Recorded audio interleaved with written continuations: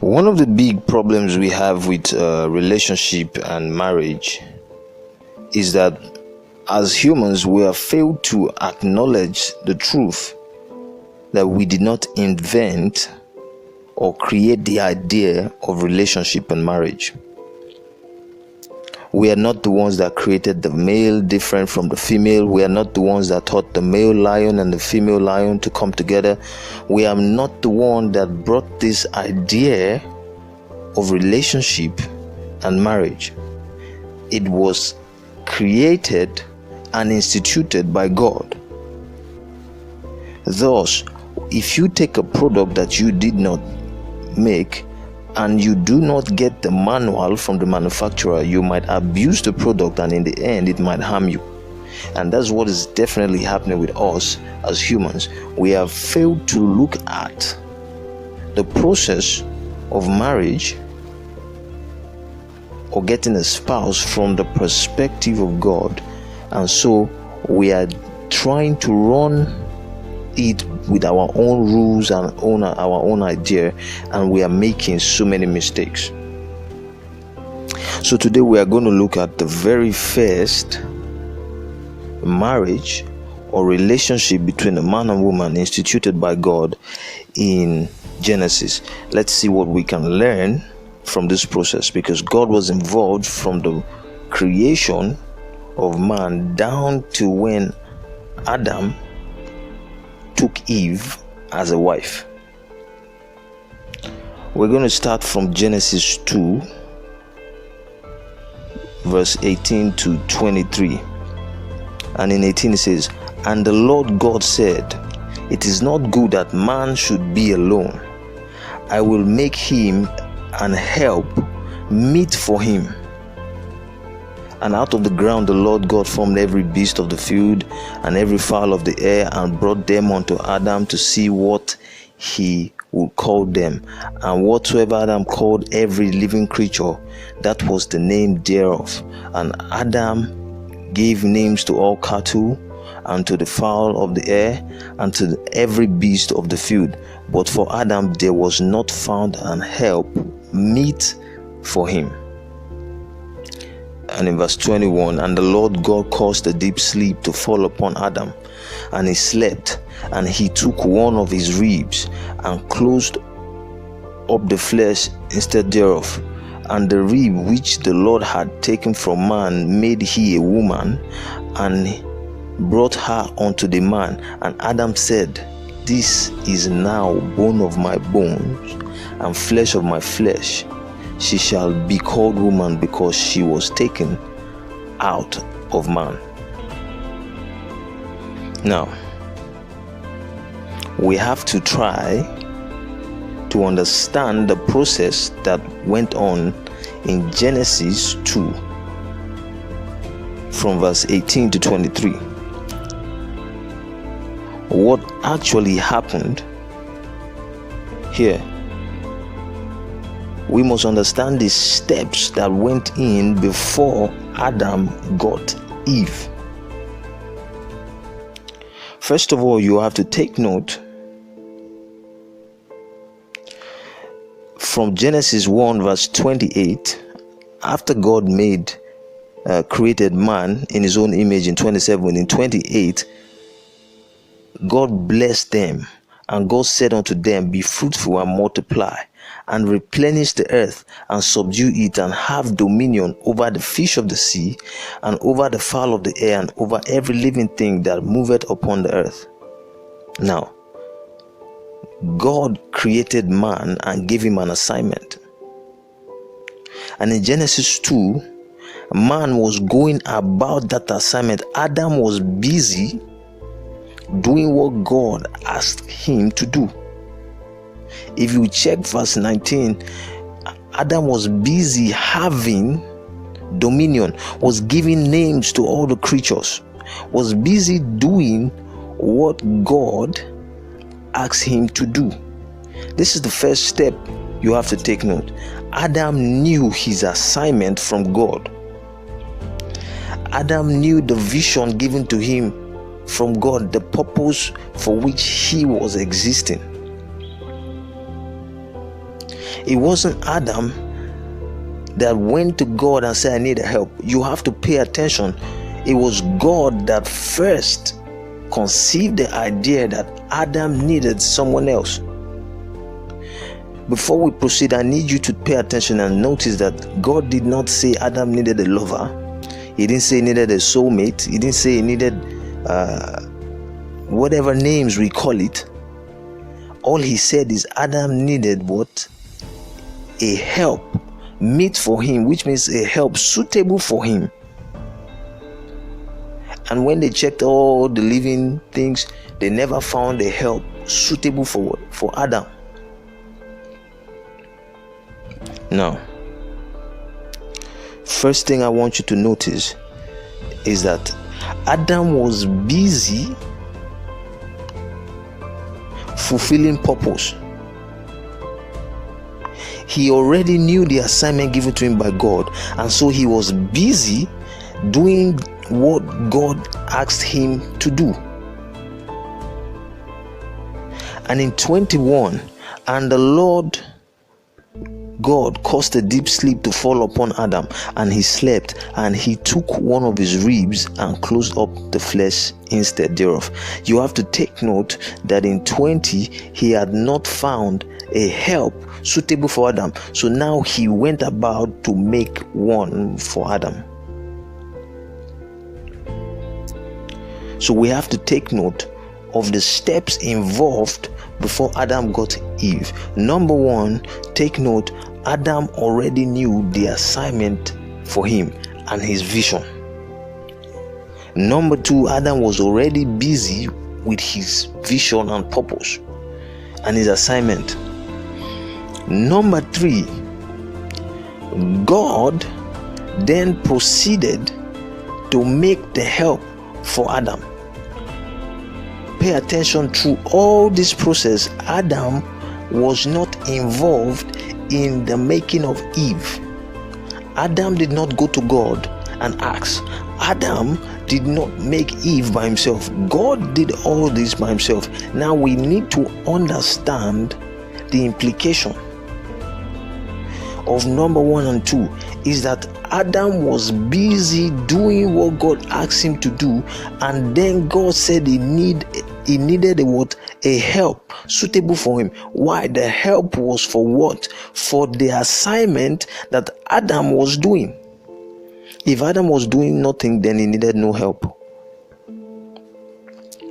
So your spouse is a help suitable for you based on the assignment God has given you to do on the earth, based on your vision and purpose. So number 1, you have to know and understand yourself. You have to understand your assignment based on the gifts God gave you, based on the passion God gave you, based on so many things that God put inside you. You have to first identify who you are and your assignment in this world, and then you have to be up and about it. You have to be chasing your purpose. And number 3, God did what?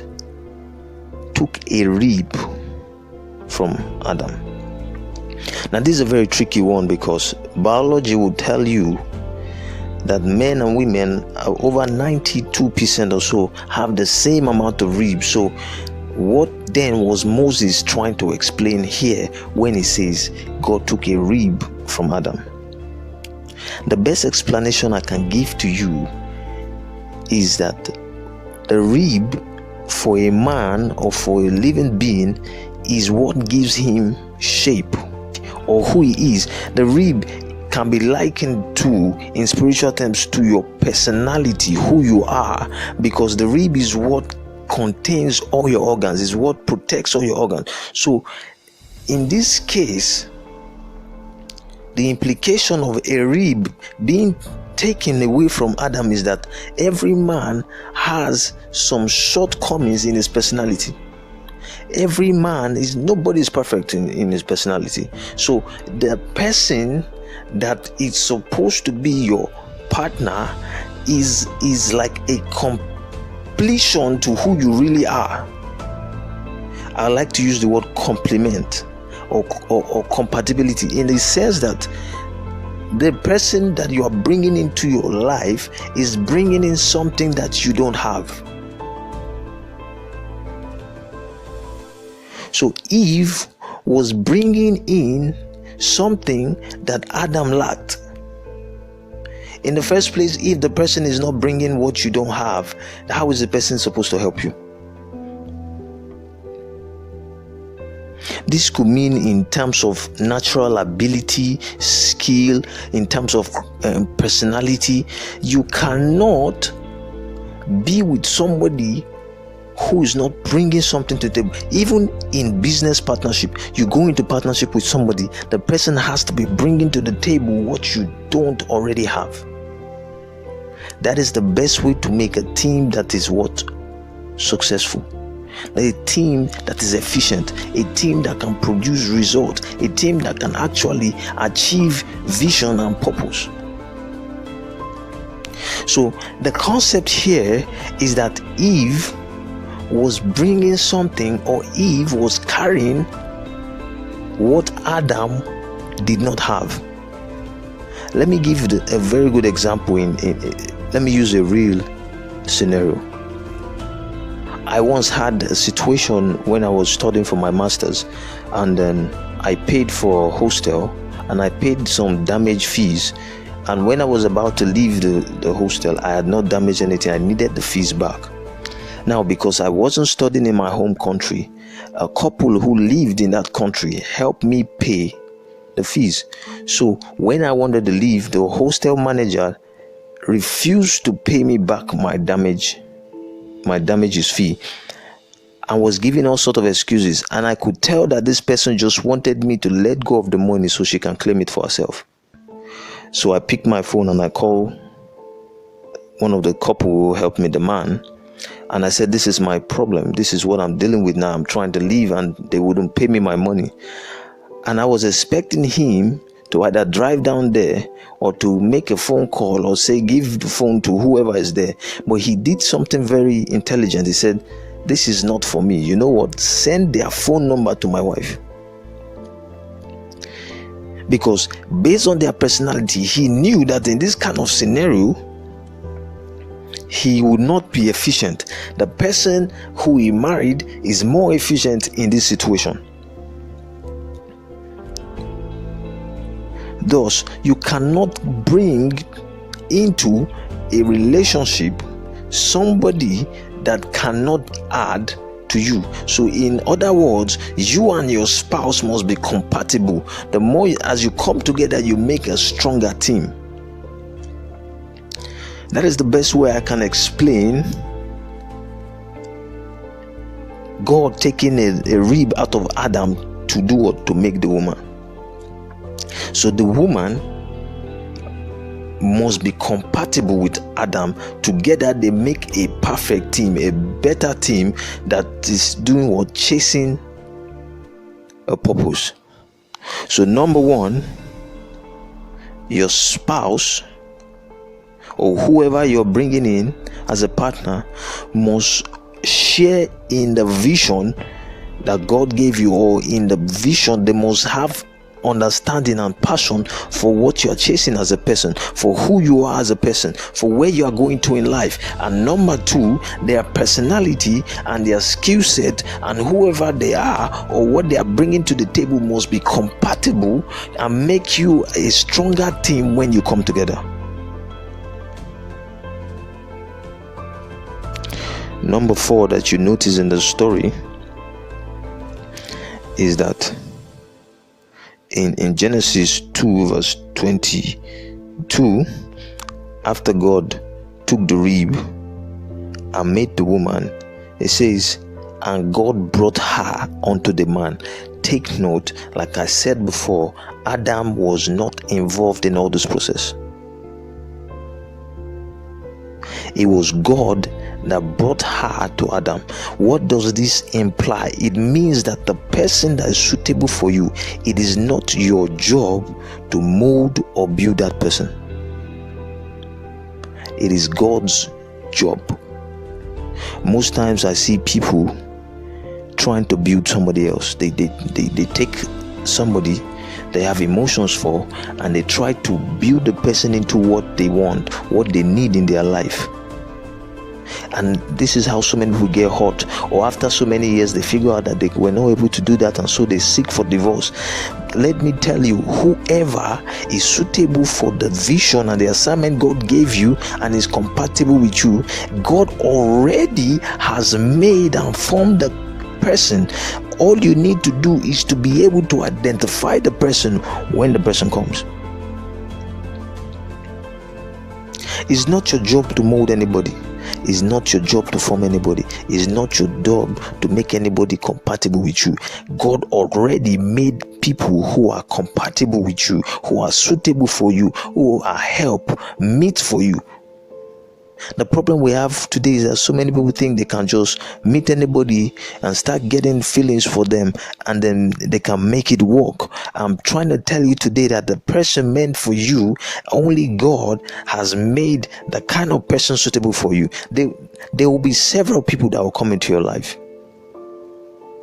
And if you have not followed the step from step 1, which is to identify yourself and your assignment and your vision, and step 2 to be fulfilling it, you will not be able to do what? Identify this person, which is the final step when the person comes.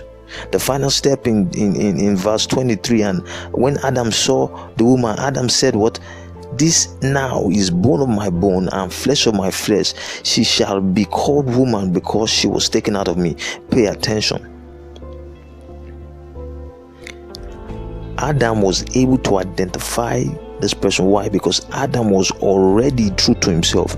Adam was already chasing the life and the assignment that God gave him. Adam knew himself. Adam understood himself. Adam understood his weaknesses. So when this person was brought to him, Adam was able to identify that this is the right person. Most people will see the right person and walk away. Why? Because they've not understood themselves. They've not understood their assignment. They've not understood their purpose. They are not chasing it. They are not all about their life. They've not understood and accepted where their weaknesses and strengths are. So when this person comes, they will not be able to identify that this is bone of my bone and flesh of my flesh. It's not your job to mold anybody. It's just your job to be able to identify. There are people or somebody, and there are types of people out there that God already, based on how he created them as spirit beings, the urges and the passion and the gift and the desire and the ability and personality that he put into them are suitable for you, help meet for you. It's not your job to make the person. It's not your job to create the person. I've heard some teachers teach it this way, that you get a wife and it's your job to mold her into what is in your head. It is what God put in you and what God expects from you that matters. Then God provided the kind of person that will help you. All you need to do is what Adam did in verse 23, to be able to identify who the person is. This is where so many people have made mistakes. A lot of women just find some nice looking guy and they try their best to impress this guy, to make this person suitable for them. This is why so many people end up in marriage, years in marriage, but they know deep down that this person is not useful for where I'm going to. They know. This is where insecurity steps into marriage. This is where after some years some people just drift apart and they start fighting over little things. Minor issues that don't make sense, but underneath it is that they have discovered that, look, this person is not a help mate for me. That's when you hear some women complain, he cannot support anything I'm doing, and the man says, what is she doing in this house? Because they've come to realize that the most pressing issues that God put inside of them, the person standing beside them is not a help that's suitable for them. So you need to understand the process to be able to identify who's the right life partner for you. Don't make the mistake of thinking that you can build one Your job is to know how to identify the right one. Feelings then come in. The last stage is what so many people start with. So many people have not even discovered themselves. So many people don't even factor in their purpose and their vision in life. So many people don't even factor in the compatibility of personalities and skills and ability. They start from the last step. They just find somebody and pick the person and say, you, I want to have feelings for you. I want you to be that one person. That they jump all the necessary steps and all the stages of understanding before they get to the last stage. They go straight to the last stage and they just find somebody. They meet them in a party, they meet them somewhere, introduced by a friend, and they just jump into it. This is a major problem caused by ignorance, because we have not understood the process to finding the right life partner as set in Genesis 2, the way God engineered the very first couple in the Bible, Adam and Eve. There's too much ignorance, and man thinks he's very wise, and man talks about all these things as if, and people write them in books and they put them in movies. And imagine some movies tell you to find somebody who's exactly like you. That has already thrown compatibility out of the window, because the person you are bringing is exactly like you. Where you are weak, the person is weak. A compatible relationship is one that where you are weak, the person is strong. In situations that are beyond your own capability, the other person's capability will step in. But when you get somebody who's exactly like you, when your abilities are failing, the person too cannot do anything. So you fail. You are not an efficient couple. You are not an effective couple. Achieving much is limited. And man gives all this advice thinking that he's so wise, instead of trying to understand how God engineered for this thing to work properly. Any two people can develop feelings for themselves. If you stay too long with somebody and communicate too long with somebody, the chances of feelings coming is there. So let that be the last stage, as it was the last stage for Adam. Let it be the last stage. You must follow the steps from Genesis 2:18 to 22 before you go to 23 and say, oh, this is bone of my bone and flesh of my flesh. You must know, number one, God's assignment and vision for you. You must know who you are. Number two, you must be living and fulfilling who you are. Number three, you must understand the principle of compatibility, that the person must be bringing to you what you don't have. And number four, you must understand that God brought Eve to Adam, that is not your job to make that person. And number five, then you understand how to identify the right person. It's not a difficult job finding a life partner. It's just one that has to come with a lot of understanding. One of the benefits of living the right life, chasing your purpose and dream and being your real self, is that you will now attract those who are interested in that kind of person. If you are living a different life from who you are, if you are trying to impress social media and trying to impress friends, at the end of the day you end up attracting people who are attracted to that person that you are displaying, that is not you. So the implication is this for both sides: never go into a relationship with somebody who has not discovered himself. One. Two, never go into a relationship with somebody that you don't fit in. You are not a help for the person. You are not useful to the person. Most women don't put this in place before accepting proposal from men. Ask yourself, am I useful to this person? Where this person is going to? If not, in the long run, they will find a replacement for you. It's hard for somebody to get rid of something that's useful to him, but most times they discover that this person, no, it's just feelings. I can risk it. But when the person knows beyond feelings, it's more than that. This person is a help to my life. It's hard to risk it.